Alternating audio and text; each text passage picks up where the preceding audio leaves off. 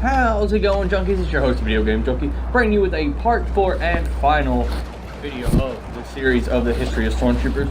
So yesterday, in the last video we were talking about, we were getting to the various types of troopers they had, which we didn't have time to talk about. But this time, we are mostly going to be talking about them. So, starting it off, hold on. And we're going to be finishing off with the Sniper Troopers. They were specialists pulled from Scout Trooper ranks and wielded the deadly E11 long-range blaster. Stormtrooper snipers were also pulled from standard Stormtrooper ranks and wore a blue pattern over their shoulder and had a visor attached to their helmet, along with a black bandolier across their chest plate. They were also the Imperial combat fighters who piloted many of the Imperial Army ground vehicles. Next, we have the Sand Troopers. They had modified armor that allowed them to survive on desert worlds such as Tatooine. To deal with problems on frozen environments, the Empire utilized their cold weather assault stormtroopers, nicknamed Snow Troopers, who wore a special mask and a comma that both resemble the equipment worn by the Galactic Marines during the Clone War eras, which you can see those Galactic Marines on Star Wars: The Clone Wars Season 2 landing at Point Range, or on Megiddo on Episode 3, Revenge of the Sith. Coastal Defender Stormtroopers were stormtroopers trained and equipped to operate in coastal and tropical regions such as those found on Scarif.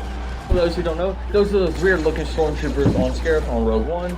That was with the regular stormtroopers.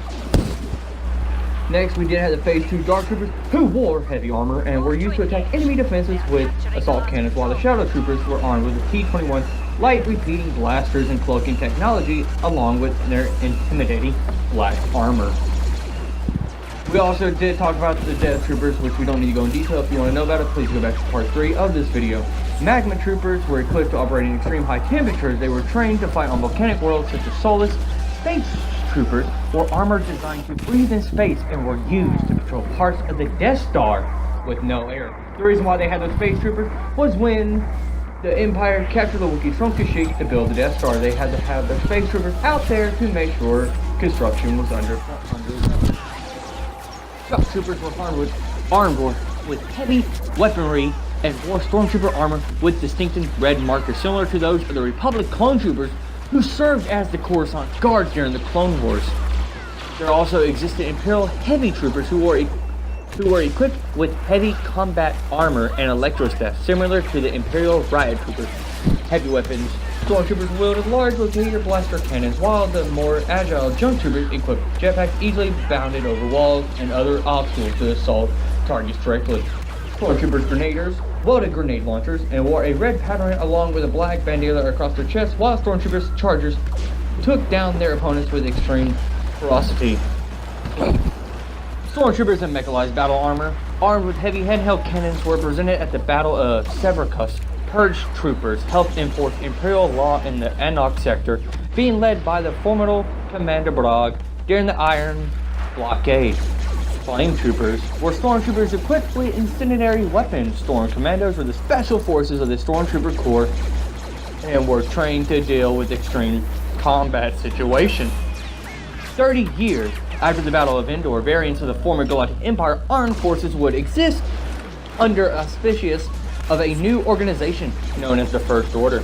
It would continue to utilize new Stormtroopers as well as Omega Blaster, Heavy Assault Trooper, Riot Control Stormtroopers, Snow Troopers, and Flame Troopers. And a little funny thing I want to tell you about was something that was just straight up funny that happened during A New Hope.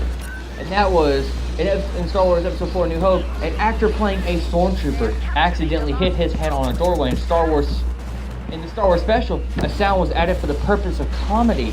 Over the years, that accident turned into a tradition by making actors hit their heads on doors in the Star Wars films. Now that was something.